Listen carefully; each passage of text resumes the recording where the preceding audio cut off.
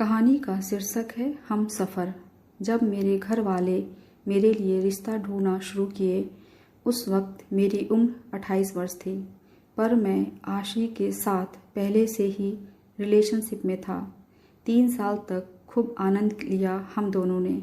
हफ्ते में 2-3 बार हमारे बीच अंतरंग संबंध बन जाते, जिससे मुझे यकीन होता कि आशी भी मुझसे उतना ही प्यार करती है जितना मैं करता हूँ। लेकिन आशी का प्रमोशन हो गया और उसकी तनख्वाह मुझसे ज़्यादा हो गई।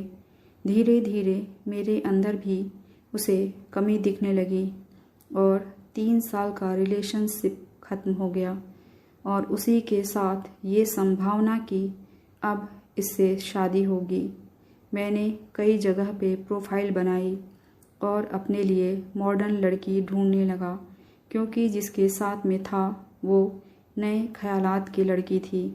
इधर घर वाले भी लड़की देखते, ज़्यादातर लड़की गांव की या छोटे शहर की होती, और मैं फ़ोटो देखते ही मना कर देता, ये बोल करके कि ये तो मेरे क्लास की नहीं है। मैं बेंगलोर में सॉफ्टवेयर इंजीनियर हूँ, बड़े बड़े लोगों के साथ उठना बैठना है। मुझे तो एक मॉडर्न लड़की चाहिए, और अपने हिसाब से लड़की ढूंढता। लड़की मिलती तो बहुत थी, कई दिन तक बात भी होती, लेकिन अंत में या तो मेरे बिहेवियर पर सवाल उठता या इस पर कि मैं ज़्यादा देर रात तक काम करता हूँ, या फिर मैं नॉनवेज खाती हूँ, तुम नहीं खाते तो शादी नहीं हो सकती। मतलब ऐसे रीजन दिए जाते जिसका कोई सर पैर नहीं होता है, और लोग छोटी सी चीज़ भी एडजस्ट करना नहीं चाहते थे। मैंने भी मॉडर्न लड़की मिलने की उम्मीद छोड़ दी थी। तभी कुछ दिन बाद प्रिया का रिश्ता एक लोगों ने बताया। जब हम लोग देखने गए तो साधारण सी कुर्ती पहने एक 26 साल की लड़की आ गई, बिना किसी मेकअप या फैशन के। मैंने नाक मुंह सिकोड़ लिया, पर बोला कुछ भी नहीं। घर आने पर मैंने बोला, जो लड़की जिसे लोग देखने आ रहे हैं वो इस समय इतने साधारण ढंग से है, उसे क्या सहूर होगा। मैं शादी नहीं कर सकता। ये बोलकर मैं बाहर चला गया। पीछे से मेरे पापा बोले, तुम्हारी उम्र 31 साल हो गई है, 1 साल बाद तुम्हें ये भी नहीं मिलेगी, इसलिए कर लो। मेरा तजुर्बा है, लड़की अच्छी है, परिवार अच्छा है। पापा की बात टाल नहीं सकता था, तो मैंने बोला ठीक है, जैसा आपको सही लगे। अगली सुबह पापा ने प्रिया के घर वालों को फ़ोन किया और बताया कि हमारे तरफ से हाँ हैं, आप आगे की तैयारी शुरू कीजिए। इसी बीच प्रिया के घर वाले शहर आने वाले थे, साथ में प्रिया भी थी, तो प्रिया की भाभी ने हमें भी बुलाया कि एक बार और मिल लेते हैं। वहाँ गया तो भी प्रिया बिल्कुल साधारण ढंग से खड़ी थी, पर भाभी ने बात आगे बढ़ाते हुए बोला कि आप अपना नंबर दीजिए। मैंने नंबर दे दिया। 3-4 दिन बाद प्रिया की भाभी का फ़ोन आता है, और वो मुझे प्रिया का नंबर देती हैं और बोलती हैं जब सही लगे तो फ़ोन कीजिएगा।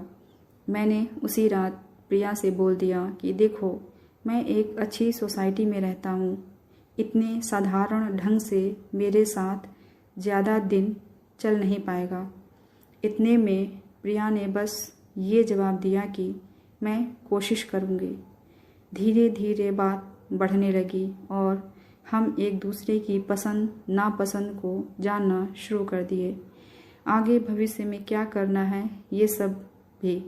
अब प्रिया मुझे ठीक लगने लगी थी, लेकिन अभी भी मन में एक टीस थी कि वो गांव की है।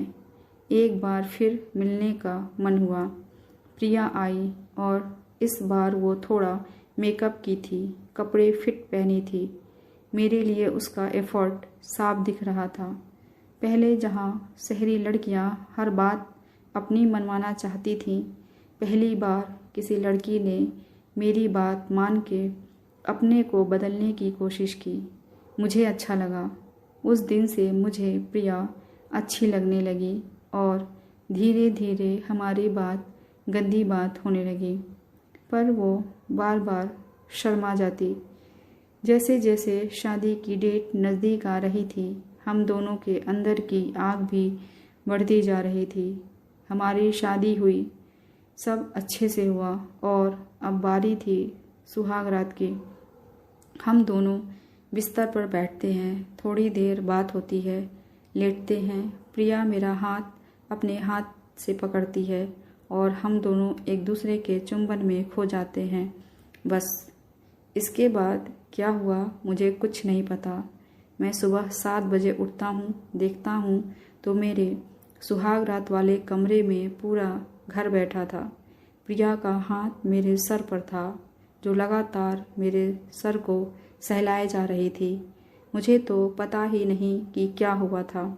जब होश आया तो लोग डॉक्टर के यहाँ जाने की बात कर रहे थे। गाड़ी बुलाई गई थी। तभी मेरे दोस्त ने बोला कि रात में मुझे अचानक से मिर्गी का दौरा पड़ गया था। तुम्हें कुछ याद नहीं? मैंने बोला हाँ, मुझे कुछ याद नहीं। उसने बोला कि प्रिया सारी रात तुम्हारे सर को तो कभी पैर को सहलाती रही।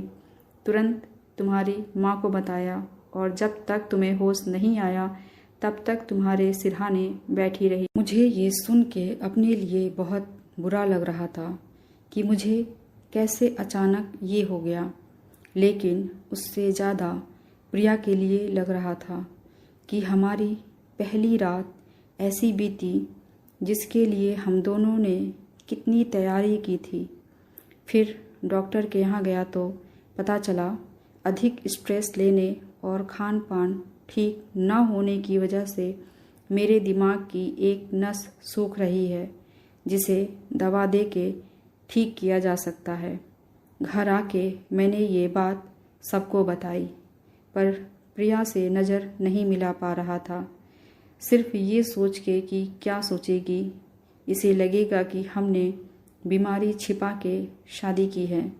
लेकिन प्रिया ने एक बार भी इसका जिक्र नहीं किया।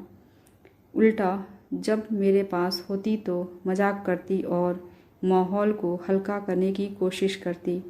बहुत हिम्मत के बाद मैंने बोला कि तुम ऐसा मत सोचना कि मैंने बीमारी छिपा के शादी की है। उसने तुरंत मुझे सीने से लगाया और बोला, हाय राम, कैसी बात कर रहे हैं?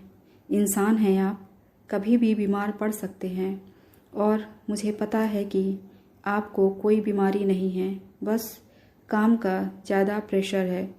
इसे कम कीजिए। क्या करेंगे ज़्यादा काम करके, पैसे कमा कर? उस दिन मुझे ये अनुभव हुआ, मैं 31 का हूँ, ये 26 की है, पर तजुर्बे और ज़िंदगी में मुझसे ज़्यादा आगे है। और फिर मैंने ये सोचा, क्या उस रात मेरी जगह अगर इसके साथ ऐसा हुआ होता तो क्या मेरा व्यवहार ऐसा होता? क्या मैं रात भर इसके सर पर हाथ रखता? जवाब था नहीं, क्योंकि मुझे पहले से ही लगता था कि ये तो गांव की लड़की है, मेरा और इसका स्टैंडर्ड एक नहीं है। फिर मैंने सोचा, जिन लड़कियों को मैंने ऑनलाइन ढूंढा या जिसके साथ मैंने ज़िंदगी में 3 साल बिताए, क्या वो कभी ऐसे करती? जवाब था नहीं, कभी ना करती। उस दिन मुझे ये लगा कि भगवान आपके लिए सबसे अच्छा लाइफ पार्टनर चुन के भेजता है और ऐसी स्थिति खड़ा करता है कि न चाहते हुए भी आपको उससे प्यार हो जाए। इसके 1 हफ्ते बाद हम हनीमून पर गए और वो सब किया जिसकी प्लानिंग शादी से पहले चलती थी। लेकिन इस बार मैंने उसे पूरे मन से स्वीकार किया था और उसने भी मुझे पूरे मन से। तो प्रेम करने का आनंद 10 गुना था। कैसी लगी आपको ये कहानी? कमेंट करके ज़रूर बताइएगा। ऐसे ही कहानियाँ सुनने के लिए चैनल को सब्सक्राइब कर लीजिए। मिलते हैं अगली कहानी के साथ। धन्यवाद।